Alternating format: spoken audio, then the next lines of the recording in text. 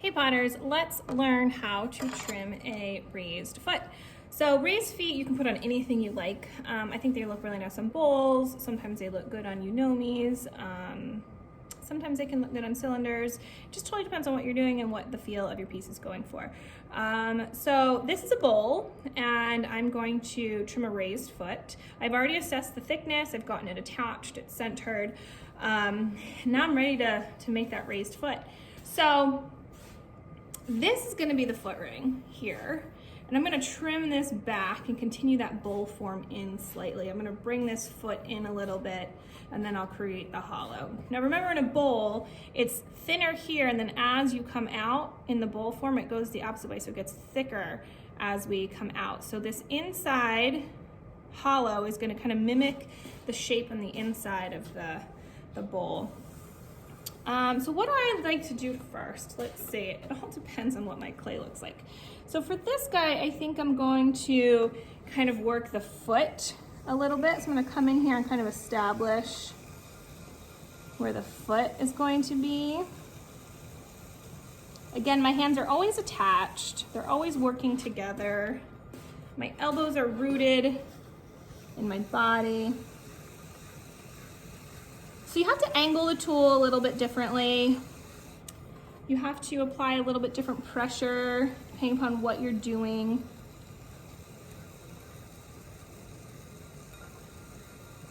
But as you can see, I've kind of established that foot ring. Now, a raised foot should be just that. It should be raised. It shouldn't be such a tiny little suggestion that you hardly see it.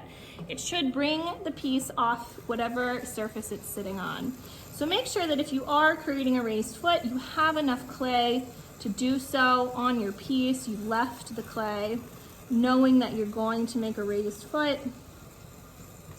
Because if it's not raised enough, it just kind of looks like it's floating on the table and it could be a little silly. So I'm gonna be careful about sharp edges. So I don't want to leave this edge super thin, so I am going to round that a little bit. Sometimes I like to carve some line work into my feet. Just depends on how I feel.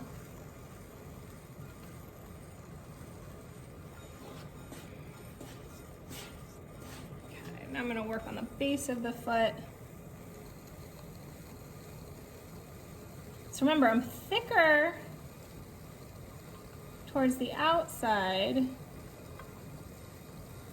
and thinner as I get towards the center. So not going to take a ton away from here.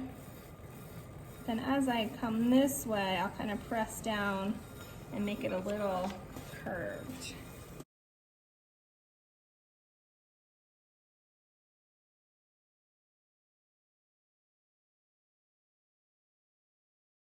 I'm also going to follow the shape of the foot ring, so it's kind of has this angle there, so it's going to have an angle in here as well.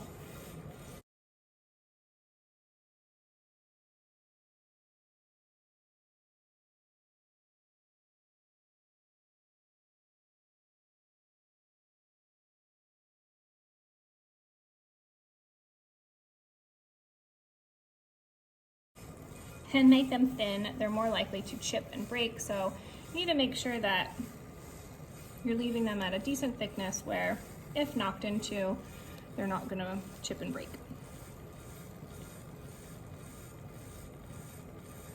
I ding my pottery in and out of my dishwasher on my countertop all the time.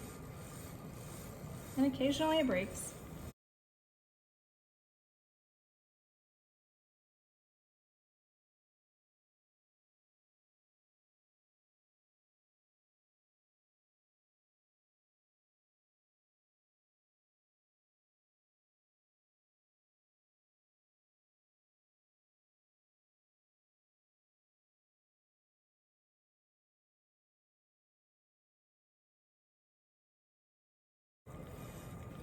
Depending on how wet your clay is, you can also achieve this just with your fingertips.